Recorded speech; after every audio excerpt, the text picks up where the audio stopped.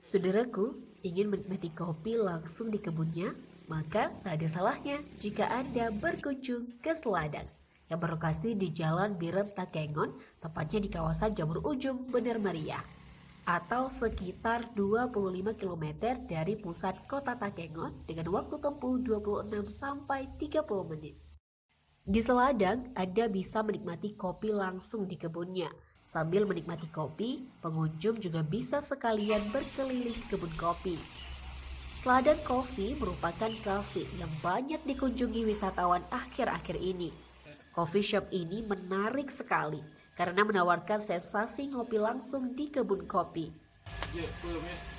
Coffee shop ini juga menawarkan kopi Arabica yang disuplai langsung dari kebun sendiri dan diolah sendiri oleh pemiliknya. Menariknya, Seladang Coffee ini terletak di tengah-tengah kebun kopi yang jauh dari pusat keramaian.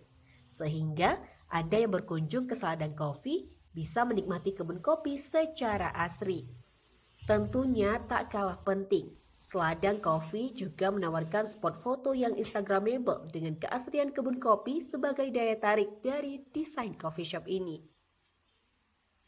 Pengunjung pun bisa menikmati sejumlah menu yang tersedia, di antaranya ubi goreng saus kopi, putukal makanan khas Gayo, dan makanan serta minuman lainnya. Dari Benar Meriah, Mawadatul Husna, Tribun Gayo TV.